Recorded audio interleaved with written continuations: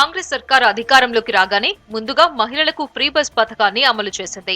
దీంతో నగరవాసులు మిగతా సంక్షేమ పథకాల అమలు కోసం ఎదురు చూస్తున్నారు. ఇంకా ప్రభుత్వం నుంచి ఎలాంటి ప్రకటన రాకముందే స్కీమ్ల అప్లై కోసం ఏర్పాట్లు చేసుకుంటున్నారు. రేషన్ కార్డులు, మహిళల పెన్షన్ స్కీమ్లకు అవసరమైన క్యాస్ట్, ఇన్కమ్ సర్టిఫికేట్లను అప్లై చేస్తున్నారు సిటీ వాసులు. దీంతో నగరంలోని మీ సేవా కేంద్రాలు జనాలతో రద్దీగా మారాయి. ప్రభుత్వం అమలు చేసే ఏ సంక్షేమ కార్యక్రమానికైనా ఖచ్చితంగా ఆధార్ కార్డ్, కుల, ఆదాయ ధృవీకరణ పత్రాలు అవసరమవుతాయి. వీటి ద్వారానే లబ్ధిదారుల ఎంపిక ఉంటుంది. దీంతో ముందుగానే అవసరమైన సర్టిఫికేట్ల కోసం అప్లికేషన్లు చేసుకుంటున్నారు.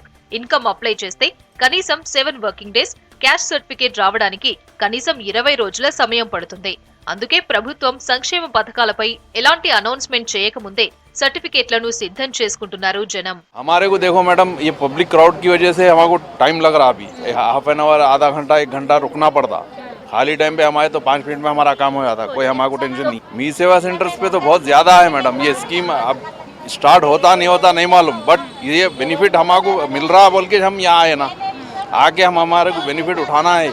ముందు వచ్చి అన్ని అరుచుకున్న వాళ్ళు మాకు చెప్పారు కాబట్టి మేము ఆధార్ కార్డు ఇవన్నీ జిరాక్స్లు అన్నీ ఉండాలి, జిరాక్స్లు అన్నీ ఉండాలి మనకు క్యాస్ట్ సర్టిఫికెట్కి అని చెప్పారు. అందుకే తీసుకొని వచ్చాము. జాగ్రత్త గురించి కూడా మనకు లేవు కాబట్టి అట్లా స్కీమ్ కూడా వస్తుంది కదా, ముందు జాగ్రత్త కూడా. పబ్లిక్ సరైన డాక్యుమెంట్లు సబ్మిట్ చేయకపోవడంతో చాలా వరకు క్యాస్ట్ అండ్ ఇన్కమ్ సర్టిఫికేట్లు రిజెక్ట్ అవుతున్నాయంటున్నారు మీ సేవా నిర్వాహకులు. ఒకసారి అప్లై చేస్తే 30 రోజుల తర్వాత రిజెక్ట్ అవుతున్నాయని, మళ్లీ డాక్యుమెంట్ అడ్మిట్ చేస్తే 15 రోజులకు సర్టిఫికేట్ వస్తుందని చెబుతున్నారు.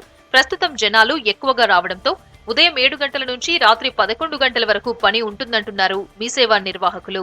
2 నెలల కింద అయితే నార్మల్ గానే ఉండే, కానీ ఇప్పుడు క్రౌడ్ ఎక్కువ ఉంది. వాళ్ళకి తెలియని వాళ్ళు చాలా మంది వస్తున్నారు. అలా మళ్ళీ ఇక్కడికి వచ్చిన తర్వాత మేము గైడ్ చేస్తున్నాము. గైడ్ చేసి మళ్ళీ వాళ్ళు రీప్లేస్ చేసుకుంటున్నాం. సర్టిఫికేట్ అయితే ఆధార్ కార్డు ఒకటి, ration card, electricity bill, gas bill and 1 passport size photograph, ఇవి రిక్వైర్మెంట్ ఉంటున్నాయి. బీపీఎల్ వాళ్ళకు 1 వీక్ నుంచి డే బై డే క్రౌడ్ పెరుగుతూ ఉంది. 2500 పెన్షన్, కొత్త రేషన్ కార్డుల కోసం అవసరమైన సర్టిఫికేట్ల కోసం మీ సేవా సెంటర్ల చుట్టూ తిరుగుతున్నారు పబ్లిక్. దీంతో మీ సేవా సెంటర్లన్నీ రద్దీగా మారాయి.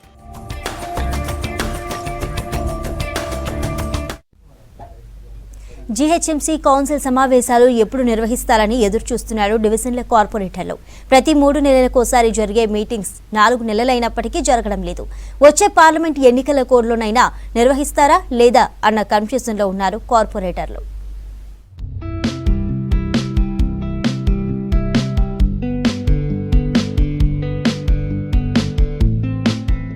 జీహెచ్ఎంసీ కౌన్సిల్ సమావేశాలపై కన్ఫ్యూజన్ నెలకొంది. మీటింగ్స్ ఎప్పుడు నిర్వహిస్తారో తెలియక అయోమయంలో ఉన్నారు కార్పొరేటర్లు. 3 నెలలకోసారి జరిగే సమావేశాలు 4 నెలలు గడుస్తున్నా ఎప్పుడు నిర్వహిస్తారో చెప్పడం లేదు మేయర్ అధికారులు. ఇన్నాళ్లు అసెంబ్లీ ఎన్నికలు ఉండడంతో జీహెచ్ఎంసీ కౌన్సిల్ మీటింగ్స్ ఆలస్యమయ్యాయి. ఇక ఇప్పుడైనా నిర్వహిస్తారా లేదా అన్న విషయంపై అధికారులు క్లారిటీ ఇవ్వడం లేదు. జీహెచ్ఎంసీలో మొత్తం 150 డివిజన్లకు గాను 149 మంది కార్పొరేటర్లు ఉన్నారు. గుడి మల్కాపూర్ కార్పొరేటర్ అనారోగ్యంతో చనిపోయారు. జీహెచ్ఎంసీ కౌన్సిల్ మీటింగ్స్ జరిగితే సిటీలో జరగాల్సిన పెండింగ్ పనులు, నిధుల విడుదల, పబ్లిక్ సమస్యల పరిష్కారంపై చర్చ జరుగుతోంది.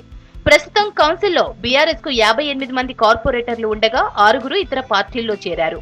ఎన్నికలకు ముందు బీజేపీకి చెందిన 4 కార్పొరేటర్లు బీఆర్ఎస్ లో చేరారు. దీంతో బీఆర్ఎస్ బలం 56కు చేరింది. ఇక ఎంఐఎం కు 44, బీజేపీ 40, కాంగ్రెస్ కు 8 మంది సభ్యులు ఉన్నారు.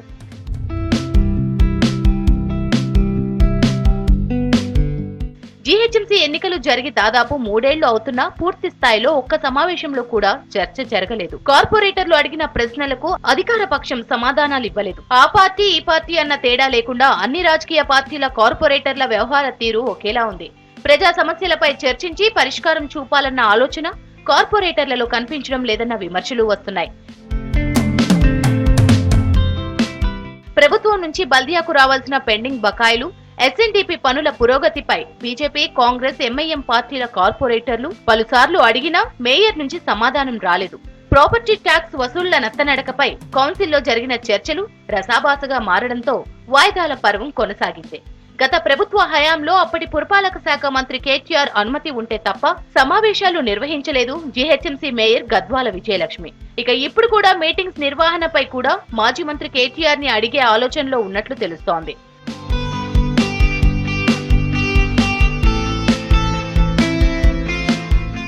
రాష్ట్రంలో కొత్త ప్రభుత్వం రావడంతో కౌన్సిల్ సమావేశాలు ఏర్పాటు చేయాలని కార్పొరేటర్లు మేయర్, కమిషనర్ కు వినతి పత్రం ఇచ్చారు. వీలైనంత త్వరగా కౌన్సిల్ సమావేశం ఏర్పాటు చేసి సిటీ పబ్లిక్ సమస్యలు, అందాల్సిన పౌర సేవలు వంటి అంశాలపై చర్చిద్దామంటున్నారు.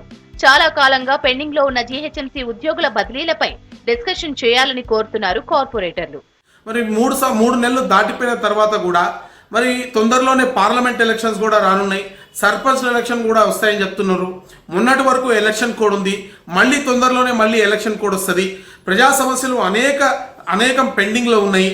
మరి మళ్ళీ ఇంకోసారి మోడల్ కోడ్ ఆఫ్ కండక్ట్ ఆ ప్లేస్లోకి రాకముందే ప్రజా సమస్యలపైన చర్చించి, అనేక సమస్యలు ఉన్నాయి చర్చించి వాటిపైన కౌన్సిల్ ఒక పరిష్కారం చూపించాల్సిన బాధ్యత ఉంది. ఆగస్టు 23న చివరిగా జీహెచ్ఎంసీ కౌన్సిల్ సమావేశం జరిగింది. తర్వాత ఎన్నికల కోడ్ అమల్లోకి రావడంతో జరగలేదు.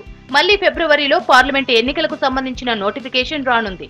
దీంతో ఆలోపే సమావేశాలు నిర్వహించాలంటున్నారు కార్పొరేటర్లు.